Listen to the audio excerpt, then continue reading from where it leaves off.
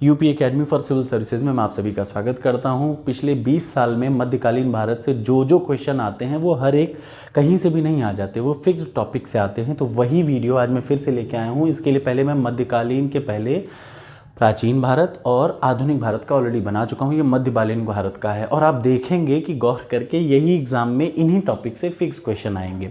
तो चलिए शुरू करते हैं। ये उन लोगों के लिए है जो तैयारी कर रहे हैं पीटी एग्ज़ाम की, या फिर जो तैयारी कर रहे हैं यूपी ट्रिपल एससी की री एग्ज़ाम वीडियो की, या वन दरोगा की, या किसी भी वनडे एग्ज़ाम की, या आरओ की। तो याद रखिए यहीं से क्वेश्चन पेपर बनता है। तो चलिए शुरुआत करते हैं। जब आप यहाँ शुरू करेंगे तो एक क्वेश्चन आप याद रखिएगा, इन तीन में से एक क्वेश्चन फिक्स आता है। कौन कौन सा?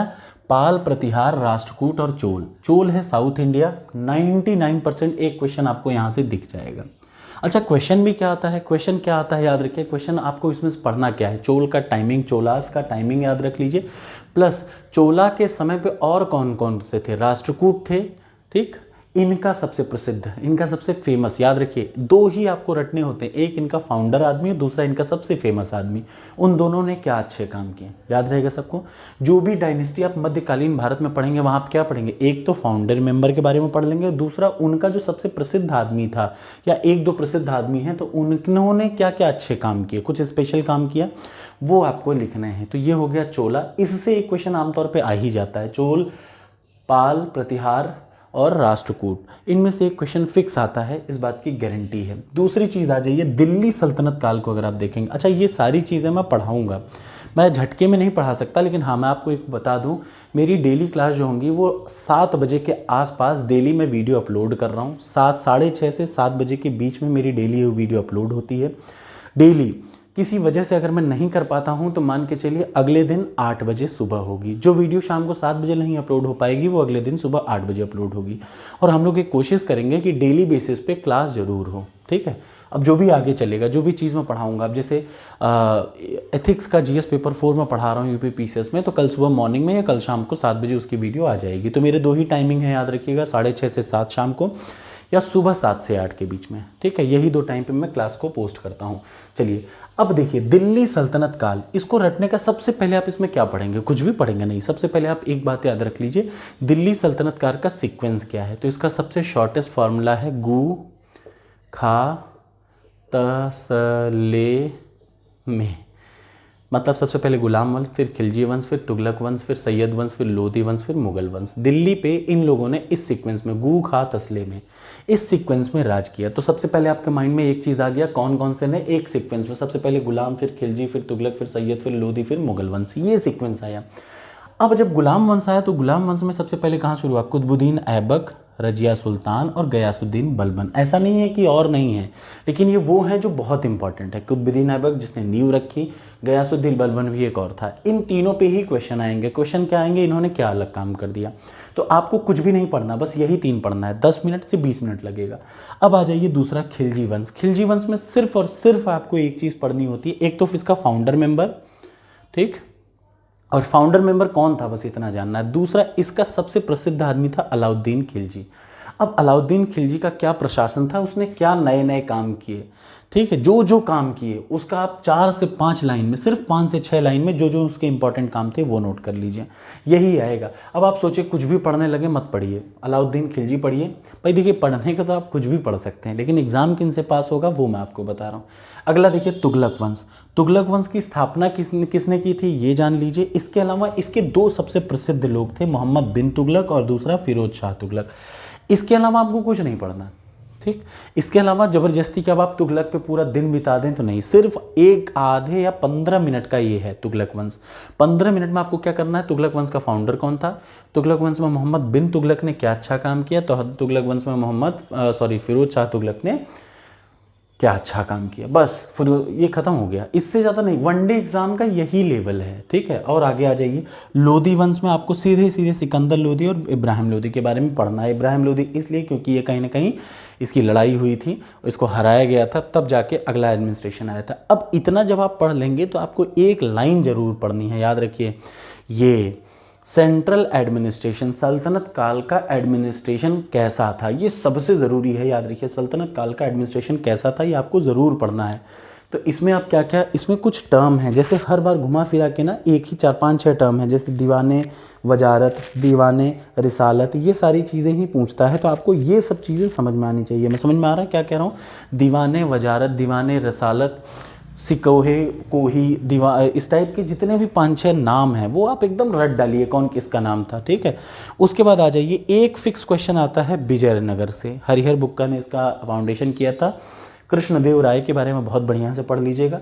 इसके एक या दो ऐसे हैं, एक तो कृष्णदेव राय के बारे में ही आप पढ़ सकते हैं, दूसरा इसके फाउंडर मेंबर के बारे में पढ़ सकते हैं, तीसरा इसकी एज आप पढ़ लीजिए। बस एक फिक्स क्वेश्चन इससे जरूर आता है, चाहे वो आईएएस का मेंस हो, चाहे पीसीएस का मेंस हो, चाहे दुनिया का कोई भी एग्जाम हो, याद रखिए विजयनगर से एक प्रश्न आ जाता है। तो इसलिए विजयनगर को कभी मत छोड़ा करिए, भूल से भी भूल ना हो कि विजयनगर आपसे छूट जाए। अब इसके बाद क्या आता है?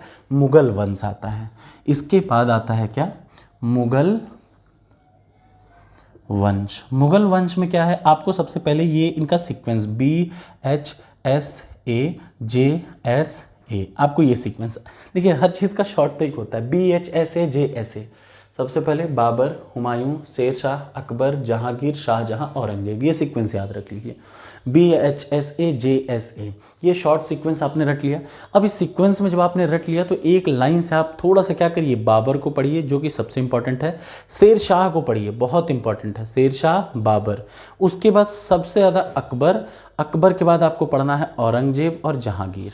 ये इंपॉर्टेंट टॉपिक हैं जिनके बारे में आपको पढ़ना। और इन्होंने जैसे किसको स्थापत्य कला का स्वर्णिम काल किसको कहा जाता है, ये सारी चीज़ें फिक्स हैं। और देखिए जब आप थोड़ा ध्यान से देखेंगे इन लोगों ने कौन सा क्या बनाया, इन लोगों ने क्या क्या बनाया, उसकी एक लिस्ट है, कौन सी जगह कौन सी जगह, फतेहपुर सीकरी किसने बनाया, बुलंद दरवाज़ा, अलाई दरवाज़ा, ये सब किसने क्या बनाया। आप अलाई दरवाज़ा इन लोगों ने नहीं बनाया, बुलंद मतलब जो भी है, दीवाने आम, दीवाने खास, ये सब किसने बनाया, लाल किला किसने बनाया, जामा मस्जिद किसने बनाया, ये सारी चीज़ों का एक सेट वो है। कभी इसी बीच में मैं कोशिश करूंगा कि उसको ज़रूर पोस्ट कर दूं, क्योंकि एक प्रश्न वो आता है। और दूसरा आता है इनका एडमिनिस्ट्रेशन, किसका? मुगल कालीन एडमिनिस्ट्रेशन। अब आपको वैसे बहुत बड़ी बुक लगेगी, लेकिन जब आप अगर इंग्लिश मीडियम के हैं, लूसेंट उठा के पढ़ना शुरू करेंगे तो 1 घंटा 2 घंटा मैक्सिमम, उससे ज़्यादा आपको टाइम नहीं लगेगा।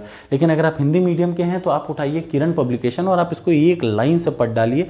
एडमिनिस्ट्रेशन जरूर पढ़िएगा। किसका एडमिनिस्ट्रेशन? या तो इसका एडमिनिस्ट्रेशन या फिर सल्तनत कालीन एडमिनिस्ट्रेशन। ये 2 एडमिनिस्ट्रेशन में से एक एडमिनिस्ट्रेशन जरूर आता है। एडमिनिस्ट्रेशन का मतलब कुछ खास नाम, जैसे मैंने बताया ना, दीवाने वजारत, दीवाने रिसालत, ये सब, ये सारी चीज़ें। और इसके अलावा मराठा, मराठा एक बहुत ज़रूरी है। मराठा में आपको याद रखना है, बहुत ही ज़रूरी है, पेशवा के बारे में, कि पेशवा की शुरुआत किसने की थी। इसके फिक्स क्वेश्चन है, ये मैं आपको करा दूंगा। 4 से 5 क्वेश्चन है, याद रखिए। पिताजी का नाम क्या था, कोणदेव कौन थे, यही सब क्वेश्चन बेसिक वनडे में आते हैं। आप सिर्फ लूसेंट में जितना है उतना पढ़िएगा, उससे ज़्यादा मत पढ़िएगा मराठा में। इतना काम आप कर लीजिए, वनडे एग्जाम में इससे बाहर नहीं आएगा। तो याद रखिए, एक क्वेश्चन मुगल से एक प्रश्न फिक्स रहता है, कम से कम 1, अधिकतम 2। अब चाहे आप कहीं के भी गवर्नमेंट के एग्जाम की तैयारी करें, मैं पीईटी की बात कर रहा हूँ, एक मुगल से आएगा, एक सल्तनत काल से आएगा, 2 क्वेश्चन। एक क्वेश्चन आएगा विजयनगर से, एक क्वेश्चन आएगा सेंट्रल एडमिनिस्ट्रेशन इनका, और एक क्वेश्चन आएगा चोला।